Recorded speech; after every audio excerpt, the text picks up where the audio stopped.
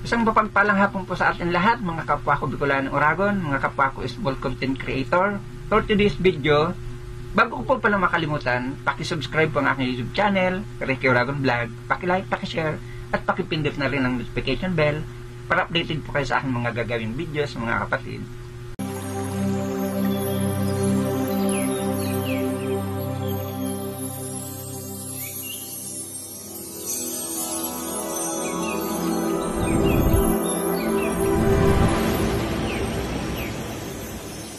So ito na nga, balik po tayo sa ating topic.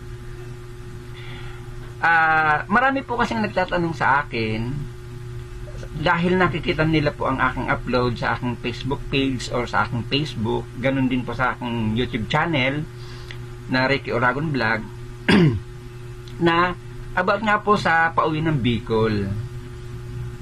Kasi ang aking pong mga na-upload sa aking Facebook or sa aking Facebook page, yung sa Bilyesa po, sa Bilyesa Blue Star at ganun din po sa Bubis.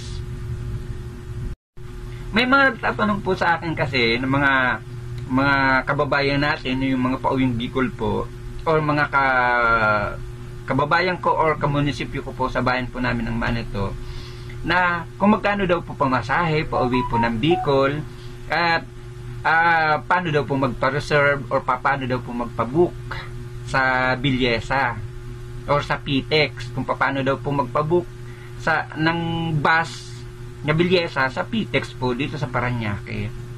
Ang akala po kasi nila, mga kapatid, isa po akong employee ng Bilyesa Blue Star, or akala po nila isa po akong employee ng Bubis Liner. Mga kapatid, hindi po ako empleyado ng Bilyesa Blue Star o hindi po ako empleyado ng Bubis Liner. Kaya po kayo may nakikita pong mga naka-upload po sa aking mga social media account. Gawa ng yan po ay aking content. Nang pag unauwi po ako ng Bicol, ginagawan ko po siya ng content. Sinasabi ko po na ganito po ang pamasahe at kung nasaan po ang Bilyesa Blue Star, na nandito nga po siya sa PTEX. Uulitin ko po, mga kapatid, hindi po ako empleyado ng Bilyesa Blue Star. Ang dami nyo na po kasi sa akin nagme-message. Ang dami nyo na po kasi sa akin nagpi-PM. Kung paano magpa-reserve, kung paano magpa-book, at kung magkano pamasahe, at kung anong oras po ang alis dito sa PTEX, pauwi po ng Bicol. At kung dadaan po sa gantong lugar sa may parte ng Bicol. Guys, mga kapatid, hindi po ako empleyado ng dalawang bus company na yan. Wala pa akong nakukuha dyan na commission, wala pa ako dyan nakukuhang sahod. Nagiging content ko lang po yan kasi ginagawan ko po siya ng content pag nauwi po ako ng Bicol at pag nabalik po ako ito sa Maynila, galing po sa aming bayan. Ulitin ko po ha, ulitin ko sinasabi, hindi pa ako empleyado ng Bilyesa Blue Star o hindi pa ako empleyado ng Bubis. Kasi guys, sa totoo lang po, marami na pong nagtitext sa akin, nag-PM, nag-message na tulungan ko daw po sila kung paano daw magpa-book, ganun nga po, at kung magkano daw pamasahe. Kasi nababanggit ko po yan sa mga vlog ko, sa mga videos ko, kung magkano pamasahe. Ako lang po ay isang pasahero din po pag nauwi ng probinsya sa Bicol. Kaya nakakatuwa po, mga kapatid, akala nila po ako isang empleyado ng dalawang bus company na yan. Sa mga nagtatanong po sa akin, ayan, malinaw na po, mga kapatid, mga kababayan ko ng mga taga Bicol. Hindi po ako empleyado ng Bilyesa Blue Star or ng Bubis Liner. Pero pwede ko po kayong bigyan ng cellphone number ng Bilyesa Blue Star dito po sa PTEX. Kasi pag ako po ay nauwi ng Bicol, nagpapareserve po ako. Nandito po ako sa Kawit, Cavite.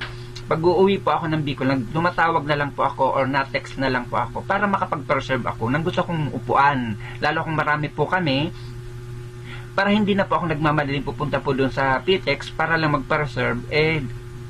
Pag gantong may number naman po ako, pwede po akong tumawag na lang, mag-text nga, para pagdating ko po doon, magbabayad na lang.